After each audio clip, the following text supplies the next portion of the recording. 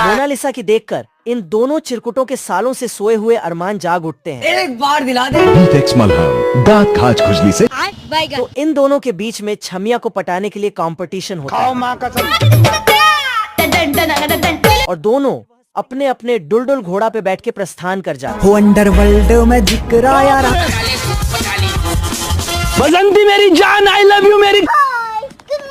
अरे साला। मोनालिसा को देखते ही चिरकुट का तो सिस्टम की गड़बड़ा जाता है, खाली थोड़ी बताता है, और अपना हथियार लेके जाता है। सिस्टम पार देंगे। लेकिन ये अरिजीत का भतीजा तो पहले से ही अपना रोला जमाने के लिए छमिया को सैड सॉन्ग सुना रहा है। दर्द दिलों के। तो ये चिरकुट उसे बतासा में पैक करके परलोक सिधार पार्सल कर देता है। लेकिन ई छोट का चिरकुट तो मैं बाबा टिल्लू उसके मुंडी ऊपर ही प्रकट होके मंगरू जिनको बाहर निकालते ही उससे अपने आप को राजा बनाने के लिए बोलता है। ऐसा ही पैसा होगा। तभी मंगरू राजा बनते ही चुलबुली रानी से मिलने जाता है। फिर मंगरू वहाँ जाकर एक आदमी को चुलबुली रानी के महल में सोना लेकर भेजता है। तभी रानी चुलबुली सोने के पास जाकर उसे देखने लगती है, लेकिन एक हीरा इतना चमकदार होता है कि चुलबुली को चश्मा लगा के देखना पड़ता है। अच्छा।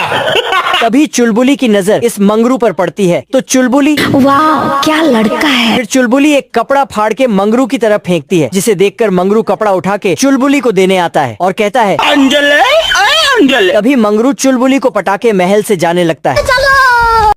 आ गई माल आ गया। बाप नंबरी था तो बेटा 10 नंबरी निकल गया। मम्मी रे। बेटवा तो 2.5 किलो का मछली लिया था। बाप तो सॉरी मछली लाया था। दुम्बा दुम्बा बुम्बा बुम्बा। बोलता है बेटवा ऐसा मछली कहाँ मिले? पापा पिंकुआ के यहाँ मिले। बाप गर्व से बेटे के पीठ पर थपथपाया। उसके बाद बोलता है बाप रे। लालची बाप अपने बेटे को समझा के घर में चोरी करने के लिए भेज देता, लेकिन पिंकुआ जाल बिछाया हुआ था शेर को पकड़ने के लिए। तभी शेर सावधानी से चोरी करने जाता है, लेकिन तेरी बहन का। और जल्दबाजी के चक्कर में वो गैस के चूल्हे पर हाथ रख देता है। बाप रे। अरे खतरनाक लोग हैं। तेरी बहन का। खत्म।